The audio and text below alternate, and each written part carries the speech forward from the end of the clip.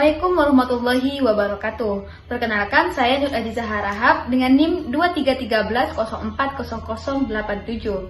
Nah, video ini adalah sebagai pengganti UAS atau ujian akhir semester pada mata kuliah Hukum Perusahaan dan Ketenagakerjaan dengan dosen pengampu Ibu Rizda Oktaviani MA/SY pada jurusan Hukum Ekonomi Syariah, Fakultas Syariah Universitas Islam Negeri Imam Bonjol Padang. Nah, di dalam video ini saya akan membahas tentang perjanjian kerja yang di dalamnya memuat perjanjian kerja waktu tertentu atau PKWT, perjanjian kerja waktu tidak tertentu atau PKWTT, dan juga sistem outsourcing. Pembahasan ini diambil dari makalah kelompok 6 dengan judul perjanjian kerja, PKWT, PKWTT, dan juga sistem outsourcing. Untuk pembahasan awal, saya akan menjelaskan sedikit pengertian dari perjanjian kerja. Nah, perjanjian kerja itu sendiri adalah kesepakatan antara pihak pekerja dan juga pihak pengusaha yang memuat tentang syarat-syarat, hak dan kewajiban antara masing-masing pihak untuk pekerjaan tertentu atau waktu tertentu. Dan ini diatur dalam Undang-Undang Nomor 13 Tahun 2003 tentang Ketenagakerjaan. Tujuannya adalah untuk menciptakan hubungan kerja yang adil, menghindari dari perselisihan, dan ini mencakup hal seperti upah, jam kerja, cuti, dan juga tanggung jawab. Selanjutnya mengenai perjanjian kerja waktu tertentu atau PKWT.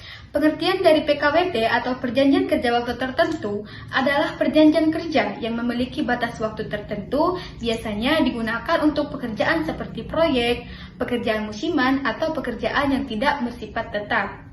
Ciri-ciri dari PKWT meliputi yang pertama yaitu adanya jangka waktu tertentu, kedua, tidak memiliki masa percobaan kerja. Yang ketiga yaitu pekerjaan tersebut secara otomatis berakhir ketika kontraknya itu sudah selesai. Dan yang terakhir yaitu pekerjaan ini hanya digunakan untuk perjanjian kerja yang bersifat sementara, bukan yang bersifat rutin.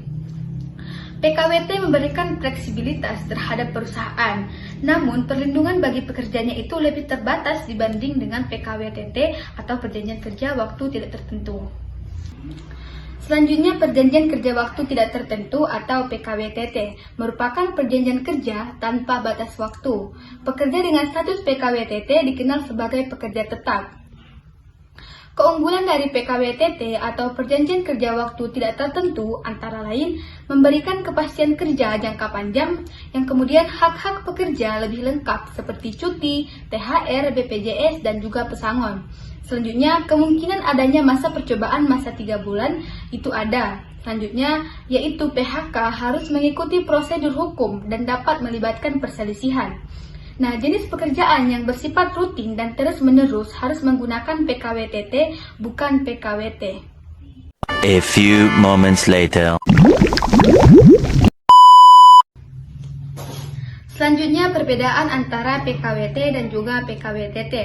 Perjanjian kerja waktu tertentu dan perjanjian kerja waktu tidak tertentu secara umum memiliki perbedaan. Yang pertama dilihat dari batas waktu. Perjanjian kerja waktu tertentu memiliki batas waktu, sementara perjanjian kerja waktu tidak tertentu tidak memiliki batas waktu.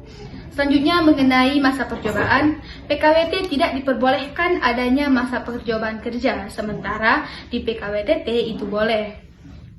Dan selanjutnya yaitu mengenai pesangon. Di dalam PKWT tidak ada pesangon ketika kontrak kerja itu telah habis. Namun di dalam PKWTT diwajibkan adanya pesangon ketika terjadi PHK. Selanjutnya mengenai pencatatan ke dinas. PKWT wajib dicatatkan ke instansi ketenagakerjaan, sementara PKWTT itu tidak wajib. Selanjutnya mengenai outsourcing. Outsourcing adalah mekanisme di mana perusahaan menyerahkan sebagian pekerja kepada pihak ketiga, yaitu perusahaan penyedia jasa tenaga kerja. Dalam sistem ini terdapat 3 pihak yang terlibat. Yang pertama yaitu perusahaan penyedia tenaga kerja, kedua perusahaan pengguna tenaga kerja, dan yang ketiga yaitu pekerja.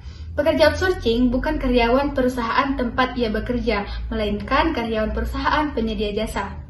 Jenis pekerjaan yang boleh di-outsourcingkan adalah pekerjaan penunjang seperti cleaning service, security, catering, IT support, dan driver perusahaan. Outsourcing memberikan efisiensi bagi perusahaan, namun hak-hak normatif pekerja tetap wajib dilindungi.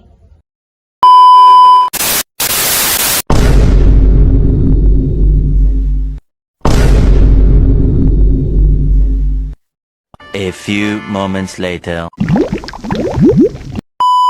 Nah, dari penjelasan saya tersebut dapat disimpulkan bahwa PKWT cocok untuk pekerjaan yang sifatnya sementara. PKWT memberikan jaminan dan kepastian bagi pekerja sehingga digunakan untuk pekerjaan yang bersifat tetap.